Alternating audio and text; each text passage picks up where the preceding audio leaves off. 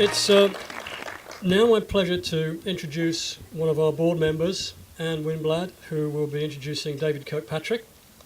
There's only three things that you need to know about Anne Winblad, for those of you who don't already know her, and I'm sure many of you do. One, she's the co-founder and managing director of Hummel Winblad Venture Partners, a very successful venture firm, and is obviously worked with many startup teams during that time. She's the chairman of SVForum, where her energy, enthusiasm, drive and insights have been highly instrumental in shaping the direction and success of the organisation. And third, she once rode pillion on an ageing Norton Commando motorcycle around Ireland. So with that, Anne Winblad.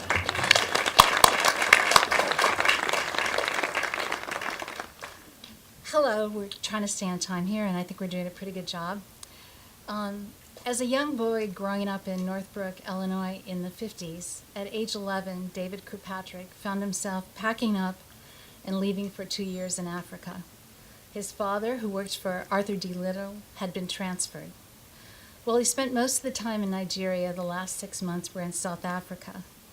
As an almost young man, at age 11, the seeds of inequality were firmly implanted in his young mind. A little more than 4 decades later, David would begin writing his best-selling book, an award-winning book, The Facebook Effect. The book starts with the story of Oscar Morales and a young boy named Emmanuel held hostage with 700 others by the FARC in the jungles of Colombia. Morales, from his bedroom, would tap into the deep frustration of Colombia's people with social media, the true Facebook effect, and empower 350,000 people and Colombia's President Uribe to weaken the FARC and release Emmanuel and the hostages. Between the impactful trip to Nigeria and the release of his book, The Facebook Effect, David would become a core part of the global innovation ecosystem. As an award-winning journalist, Fortune's technology writer, the co-creator of 2 global conferences, Fortune's Brainstorm and his own Techonomy Conference, which is focused on the centrality of technology on business and social progress. David also did marry an artist, a well-known painter, Elena Sisto, and is the proud father of an accomplished daughter, Clara. Today you can find David almost anywhere, from Davos to Silicon Valley to China. Well, sometimes it seems that humility is in short supply in the technology industry. Most will agree that David is a pretty humble guy. Perhaps it's because his path to these big accomplishments was kind of a long journey. In his mid-20s, David was an aspiring poet and video artist. Unfortunately, one day his video camera was stolen, and he found himself with no job and one other unfortunate situation: no money. So he found through a friend a part-time copy editor job at Times Life magazine group, which he supplemented with his taxi driving job. Climbing the ranks from copy editor to fact checker to writer, his first big story, which won a national award for Fortune, would be, "Will You Be Able to Retire?"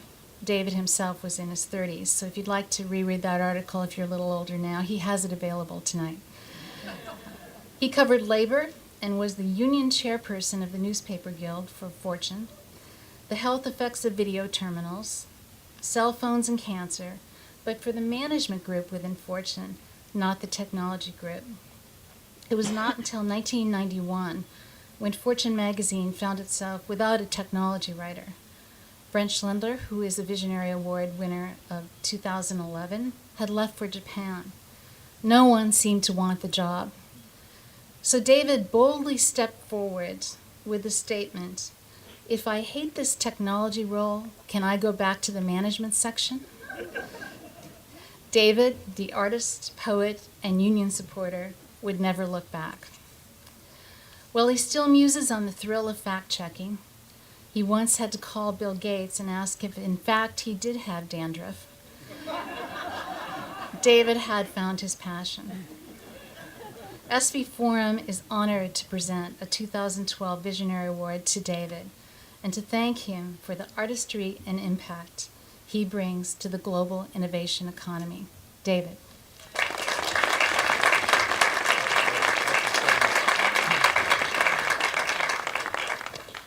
Thank you, Anne. That was more than I deserved. But it's true that I started as an English major and a poet, though my father did study engineering at MIT, so there was a little DNA in there maybe.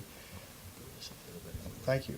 But when I was drafted to take on the tech beat at Fortune in early 1991, the PC industry, which effectively was technology, was not only complicated, but it felt stagnant.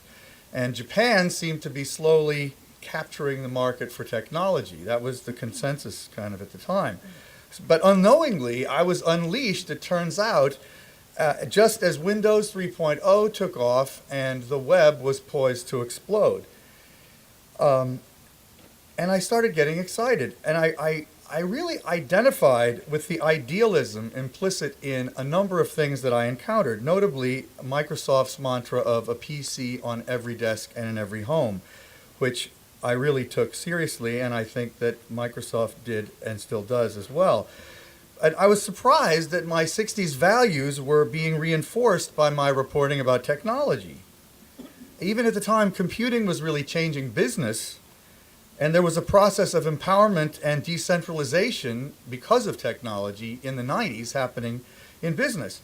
And I gradually began to realize that I preferred the people in technology to other business people. I started thinking, oh, if I can't cover this thing, I don't even want to be a business journalist anymore. And the passion in technology I really found to be unmatched. And it was not what I expected. So now look where we are. And I think all you have to do is look at my 3 co-recipients. A master tech investor who's also on the board of Walmart and News Corp. A CEO who started by changing how we spend money and now is creating efficient high-tech cars and exploring space. And a visionary educator who is working towards universal education using the internet. For me as a journalist, to cover technology has become to cover the world. It's as if after I took on this beat, all my interests came and lodged here. I'm also really interested in organizing conferences and conversations. So today I do lead my independent company, Techonomy Media, with the explicit aim through conferences and publishing to help leaders understand how we can all use technology to transform any business and to address the grave problems that do face the world, which we take very seriously. But it seems to us that there are few limits to what can be achieved by applying technology to any problem, which is enormously exciting. As was mentioned, I am a lover of art. I studied painting. My wife's an artist. But I actually believe that today, the circles that most resemble the studios and salons of Paris or Vienna in 1905 are places like Y Combinator, the lofts of Lower Manhattan where startups are flourishing, and the dorm rooms of people like Mark Zuckerberg. And my work is pointing more clearly to that social and cultural impact and doing what I can to facilitate it, which I find enormously satisfying.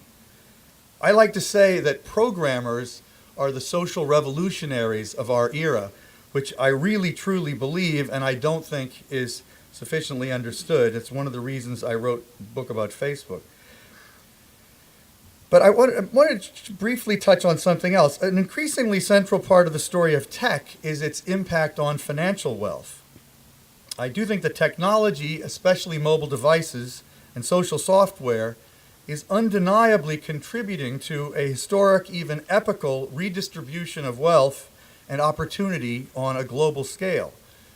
It's leveling access and participation across the planet. Long-standing distinctions between countries are being reduced at an astonishing rate, which might not be so great for our country, but is generally really great. And we could keep it good here too. But how wealth is distributed and shared inside each country is really going to be critical in coming decades. And I worry, as a journalist and as a participant and as an observer, that at the same time as technologists and tech companies grow wealthier and wealthier, the impact of automation on jobs may further divide societies into winners and losers, haves and have-nots, creating really complex new pressures for the technology industry, which of course will be fun to write about, but not easy for the industry. But as the tech community's impact grows, so do its responsibilities, and that process is never ending, which is not what I expected either.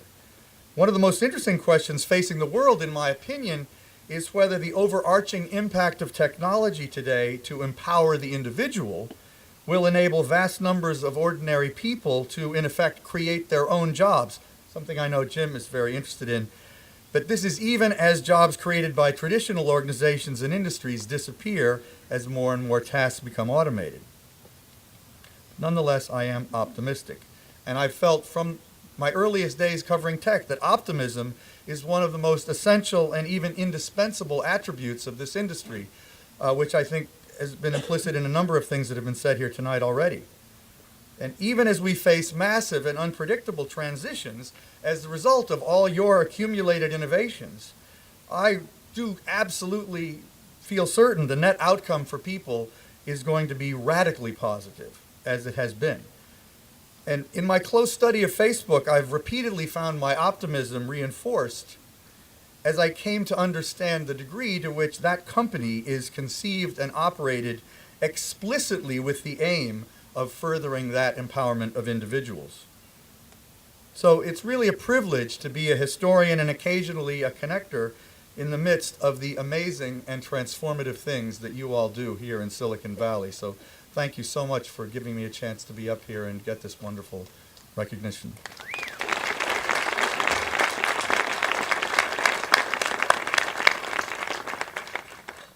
Thank you very much, David.